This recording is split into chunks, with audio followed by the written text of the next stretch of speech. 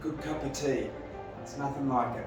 Hey, I'm John from John Still Runs, and today I'm going to talk to you as a physiotherapist who treats runners, a lot of runners actually over the years, and one of the most common injuries that I'd like to talk to you about today is ITBFS, Iliotibial bane friction syndrome.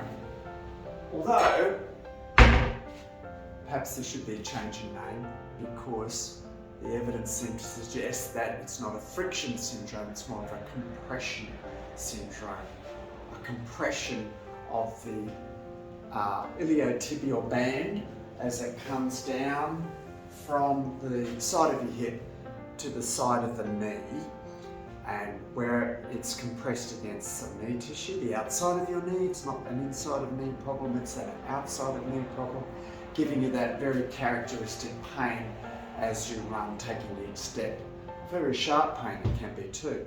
So as a physiotherapist that treats a lot of patients with ITBCS over the years, I've got 3 tips that might help you recover, rehabilitate from this nasty problem.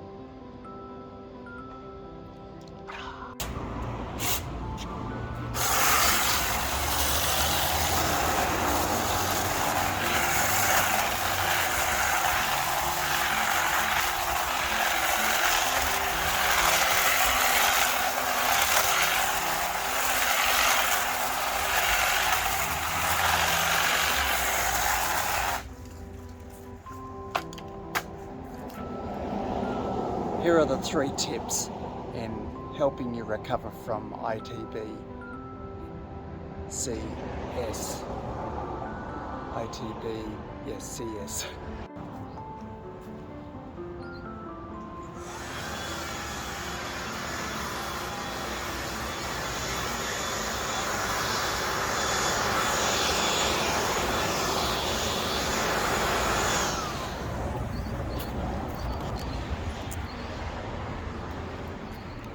So just like gardening is important if you want to enjoy having nice flowers come out of your gardenias, enjoying that.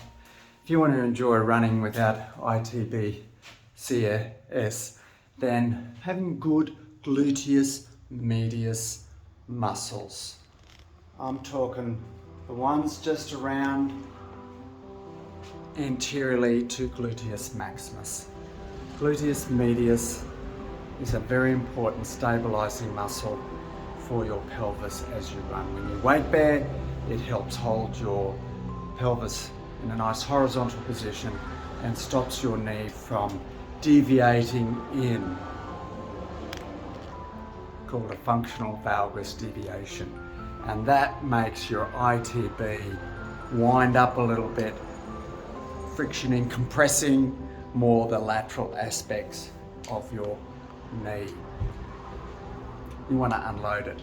So let's unload it by increasing the strength of gluteus medius. You know the drill. Clamshells, resisted, crab walking, monster walks. Look it up, increasing the strength of gluteus medius, and you'll get lots of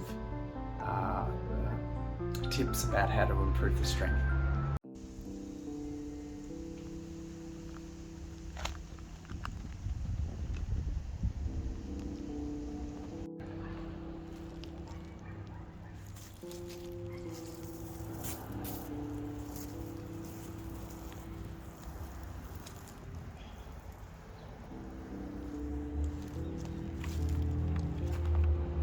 Weeds. What's the weeds of running? Well, that's the niggling pain that becomes an injury, and you may be getting a little bit of a niggle in the outer aspect of your knee. It could be ITBFS. And if that's the case, beware the niggle. You've got to stop running. That's my number tip. number 2 tip, you've got to stop running, and when you do start feeling better and you're running again, and the first kilometre is okay or whatever, and it starts again, you've got to stop that run. If you run to the point where the pain starts, then you're probably going to be okay. Beware the niggles. When the niggle starts with ITBCS, you've got to stop. So niggles are a little bit like weeds. Weeds, you've got to spray or you pull them up, otherwise they become a big problem. And the same with niggles. If you're returning to running from an ITB problem, then you really need to respect any niggling pain and need to stop that run almost as soon as that pain occurs. And my third tip, actually it's more of a test than a tip, is if while you're running and you've got a bit of pain laterally to your knee on the outer aspect, and let's just say you widen your stance a little bit and it eases the pain, then you've probably got the condition. So get yourself to a physiotherapist that knows what they're doing and incorporate that with the other tips that I gave you today. So as I go home early from work today, Friday,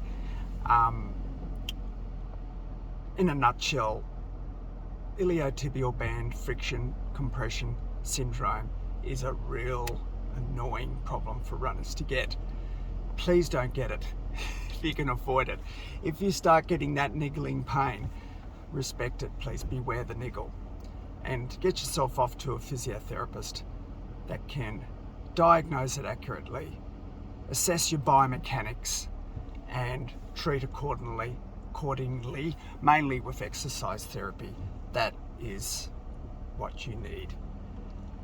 Look, there are other factors like shoes, your training plan is very important. There are a lot of things that can be looked at. So why don't you get them looked at and reap the benefit, hopefully, in getting rid of this condition, the runner's bugbear.